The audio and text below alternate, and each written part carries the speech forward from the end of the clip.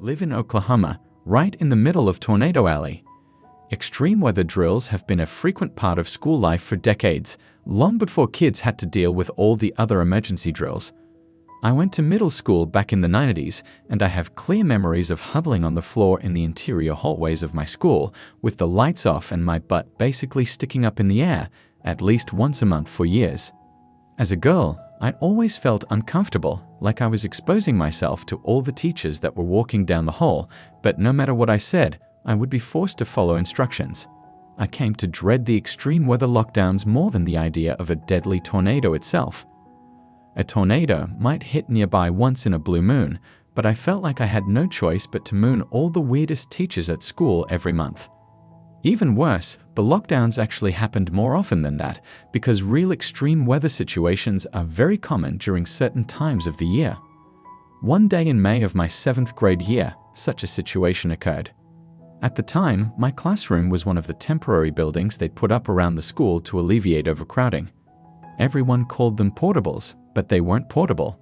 They were just flimsy buildings. The procedure for anyone who found themselves in a portable at the time of a weather emergency was to immediately evacuate and take shelter in the main building of the school, leaving everything behind, including backpacks. Everybody got on the ground and covered their heads with their hands and sat in the most uncomfortable, awkward, and questionable position for much longer than we usually did in the drills. The teachers told us there was an extreme cyclonic thunderstorm with a high probability to produce tornadoes heading straight for us, and that we wouldn't be allowed to get up and go back to class until it passed by. All of that was incomprehensible jargon to me at the time, but there are words I have since learned to take seriously. Most of the time, those lockdowns felt ridiculous and overdone, but that day, as the Halloween winds grew louder and the haunting wail of the tornado sirens droned on and on, the chit-chat stopped, and a real sense of dread clouded over us. Initially, there was a morbid anticipation mixed in with it. I was a little excited to experience a real storm without having to be concerned about my home getting destroyed. I didn't care if the school got wrecked as long as I didn't get hurt, but it seemed unlikely that it would be like that. There was a part of me that actually hoped there would be a tornado. It would make showing my rear end to the weird chorus teacher worth it. The hope didn't last long, however. It was already dark inside because the lights were off, but at the start, there was still natural light coming in from outside. Over the course of mere minutes, the storm began to block out the sun until it felt like an unnatural night had descended upon the world. The winds continued to get stronger, shaking the doors like the storm itself was trying to be let in. Then the hail came, smacking against the door like a volley of meteors. Before long, the once quiet, hushed hallway was afflicted with a cacophony of noise. Fear gripped everyone. It was palpable. That's when the telltale sound whispered into our ears, quiet at first, but low grumbling, growing roar of rushing winds like a passing freight train, steadily intensifying as we all knew the monster was drawing near. It was undeniable by then, even if we couldn't see it, that a tornado was on the grounds and not far away, and with every passing second, it seemed more and more certain that it would hit us directly. A lot of kids started to cry. Teachers yelled at us to stay calm, but they couldn't conceal the fear in their voices.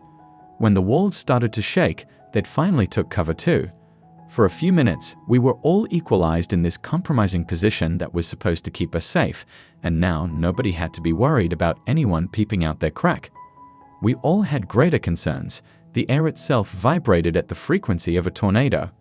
I could feel it in my chest. Outside, I heard carnage and destruction, debris slamming into the doors just to fly off into the distance in the next instant. It was like the world was getting shoved into a wood chipper. The most terrifying moment was when the windows couldn't take the stress anymore and shattered. A torrent of air rushed into the hall. The storm had finally found its way inside, and there was no more escaping it. It felt inevitable that the whole school was about to be ripped off its foundation, and all of us flung into the sky along with it. I clenched my teeth and I prayed. I'm sure we all prayed. Somehow, by God's grace, it worked. Just when we thought it was about to stomp on our heads, it began to grow quieter. At last, we could all breathe a sigh of relief. Over the next few minutes, all the growing signs of danger that preceded the tornado reversed and undid themselves until the sun shined once again and the air was still. After waiting several more minutes to be safe, the lockdown was finally lifted and we could stand up. My legs and back were sore, but I was unscathed, the school was intact, and I could go back to class and get my stuff. Except that wasn't entirely true. The main building was damaged, but still standing, I guess. But as I walked outside to the field of portables, I witnessed the true devastation that had just unfolded. Portables were just gone. Besides a bit of rubble and some pipes sticking out of the ground, there wasn't a single trace left of them, not even cinder blocks remained. Everything I had in my bag was erased, my scrapbook, my notebooks, my diary, all of it taken far away with no hope of having it returned. Knowing that if I had stayed in my classroom during the tornado, that I would surely have been utterly destroyed along with it, put a feeling in my chest I'll never forget. It's hard to describe realizing you've come so close to death at such a young age. Ever since then, I've never taken the threat of severe weather lightly. It is a part of my life in Tornado Alley, but I was born and raised in Oklahoma, and it's where I will stay. My high school is near an area with a lot of gang violence, so lockdowns were a rather common occurrence. However, the one event that sticks out in my mind when I think back didn't actually have anything to do with that.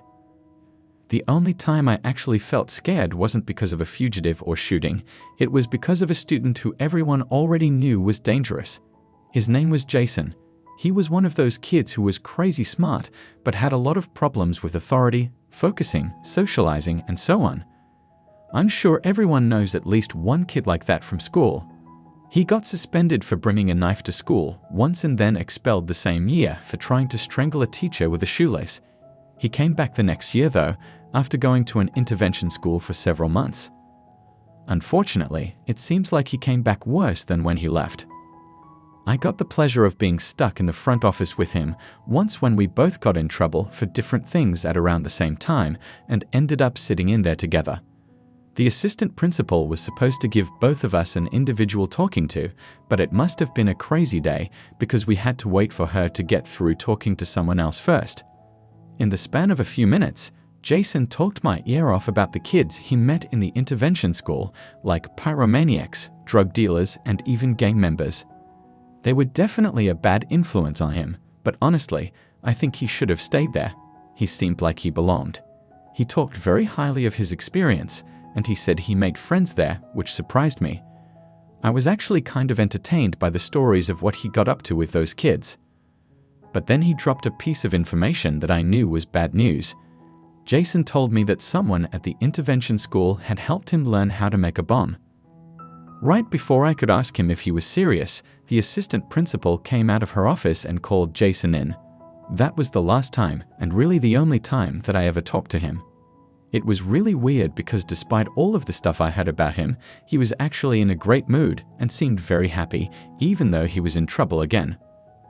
I thought it was possible that he might get better, but I realize now the only thing that made him happy was remembering the violent criminals he hung out with and thinking about ways to hurt people.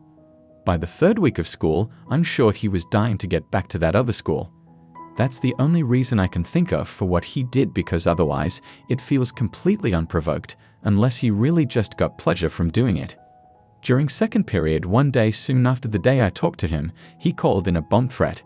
He was apprehended quickly, but he refused to give up the location of the bomb, so the whole school was evacuated.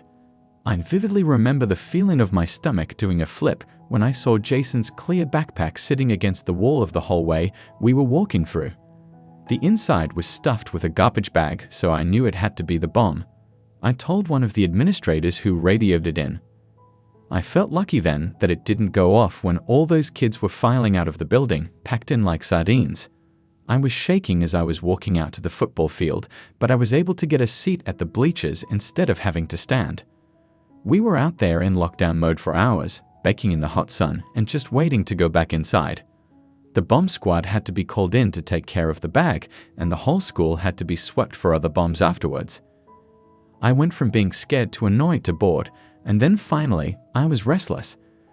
I started horsing around with the people sitting next to me, pretending I was getting a heat stroke and needed to lay down. Nobody was buying any of my BS or making any room for me, so as a joke, I laid down across their feet. It was all pretty funny, and they were kicking me and laughing, but while I was down there, I saw something that petrified me. Something was taped to the bottom of the seat right in front of my face. I pushed the kid's legs apart to get a better look, and of course, he thought I was being weird until he saw the look on my face. He was sitting right on top of a bomb. It was a box wrapped in duct tape with a note that said, "This is the real one, I swear." I flipped out and jumped from the bleachers, twisting my ankle and causing a massive panic as everyone caught wind of the danger and fled all at once. With nowhere safe to run and 1,000 kids running out of control, the whole situation was almost disastrous. A couple freshmen got trampled and ended up with broken bones. Kids hopped the fences and ran out into the road, swarmed into nearby shops. A lot of kids took the opportunity to just run all the way home. By the time the panic stopped, the school was basically deserted. I'm sure if Jason ever found out, he would die of laughter. What really makes it embarrassing, though, is the fact that it was all fake. None of the bombs were real. The thing is, Jason was totally smart enough to make real bombs and actually kill people, and the only reason he didn't was that his goal wasn't to go to prison for a bunch of years, but to go to juvie or another intervention school. All that fear and panic and wasted time was just part of a sick joke Jason was playing. What makes me shudder is knowing that if he had decided to go through with it, a lot of people would have died, and I would have very likely been one of them. Nobody was prepared for the threat. He pointed out a gigantic weakness in the school's response. Misplacements would have been extremely deadly if they weren't just fake bombs. I don't know where Jason is now, but I hope he stays far away from me for the rest of my life. There used to be this kid at my school named Blake. Blake faced a lot of bullying from pretty much everybody, both behind his back and directly to his face. It's not like he didn't deserve it, though. He was prone to violence and often got in trouble for screaming in teachers' faces because he was clearly indoctrinated into some crazy ideas that went against what they teach in school. I guess that means it's not totally his fault for how his parents raised him, but that never stopped anybody. Blake was just as physically repulsive as he was in conversation. He almost got kicked out of school for harassing a girl pretty badly after she rejected him for smelling like hot garbage. Only if that had gone through, then things would have ended differently. It started one day when I was in history class of Blake. He stopped the class to dispute something the teacher said about the Civil War, and it ended up becoming a huge thing. The teacher was pretty cold with shutting Blake down, effectively humiliating him pretty badly. This led to Blake screaming a bunch of stuff about how the country had been ruined. Then we all collectively laughed him off, and he stormed out of the school. That was a Friday. Over the course of the weekend, Blake posted a bunch of stuff on his Snapchat, pictures of him holding pieces from his dad's gun collection, which he was known for bragging about extensively, and pictures of him posing in front of a Nazi flag, which was also his dad's, I assume. But the worst part of all was a photo of our history teacher printed out and taped to a cardboard box, which he used for target practice, with the caption, "Getting ready for school on Monday." The posts were pretty chilling. For years, people had joked that Blake would do something like that one day, but nobody ever thought he actually had the guts. Several people reported the post to the school, but what they should have done was reported it to the police. Nobody, including myself, took it seriously enough. If I had, there was no chance I would have gone to school until he was taken care of. At school the following Monday, from what I heard afterwards, Blake came to school late during 5th period when we had our American history class. He wasn't able to get into class like normally. He was confronted by the school resource officer and a couple of admins who demanded to search his backpack. That's when he drew the pistol and shot the resource officer and ran off. I heard the shot from the other side of the school. Everything went silent. Moments later, the lockdown order went out. We all knew it was Blake. I looked at my teacher, who was white as a sheet. All I could see were the bullet holes in the picture of his face from Blake's post in my head. After a few seconds, he regained his composure and went through the procedure of locking the door and turning out the lights, then ordering all of us to hide out of sight. Not a moment too soon either. We all knew Blake was heading for him, and all of us by proximity. I barely had time to think to myself about how those dumb lockdown drills weren't so dumb anymore. Blake made it to the classroom door in under a minute. He started banging on the door and screaming, "I know you're in there, I'm not an idiot." People started crying into their shirts to keep quiet. Others took out their phones and started live streaming or texting their loved ones, assuming they wouldn't survive. Even I started to think that way. I couldn't think of anything to do. I didn't even have the presence of mind to think of what I might do to fight or protect myself if he were to get inside. My mind was too afraid, and it all felt so unreal. The only thing running through my head was the fact that I was about to die while sitting on the tile floor of my high school, cowering in the darkness and a huddle of students that was about to become a pile of bodies. Suddenly, a shot rang out. The crying became screaming, and everyone started to panic. In the moment, I made this split-second decision and ran over to the window, opting to jump from the second story instead of just sitting there and waiting for Blake to come in and shoot me. A bunch of kids followed me, but then I fumbled around. Somebody else shoved me out of the way because I was taking too long and sent me to the floor. That's when I looked back through the door and noticed something. Blake was holding his face with both of his hands, and the blood was seeping out between his fingers. The door handle on the inside was lopsided like he had been trying to break in. I sat there staring, just trying to make sense of it. In the chaos, the teacher was yelling at us to get away from the windows and get back to hiding. He started calling my name because I wasn't moving, and that's when I blankly said the words, "I think Blake shot himself." I said it pretty quietly for how loud the classroom was, and I said it like a husk, but enough people heard me to stop what they were doing and go silent. A friend of mine ran to the door and looked out the window right as Blake was running away. Finally, I got up and stood there next to him. Blood was splattered across the floor, and in the newfound quietness, I could hear Blake's cries of pain echoing through the hallway. Stupidly, and against every bit of sense I had, I tried to open the door, but it was broken. Not just locked as all doors are supposed to open from the inside, it was broken. We were trapped inside the classroom, but at least Blake was gone. Hours later, we were finally freed and slowly learned what had happened. Blake tried to open the door by shooting the door handle, but he ended up mangling the lock completely shut and causing the explosion of metal shrapnel, which flew up right into his face. A piece of twisted metal got lodged in his eye, blinding him, and that was the end of his rampage. A lucky break for all of us, and it goes to disprove the myth that you can open a lock just by shooting it. Blake surrendered before leaving the school and was tried as an adult. He'll be in prison for the next 20 years at least. The resource officer he shot also got lucky and recovered without serious lasting effects to his health.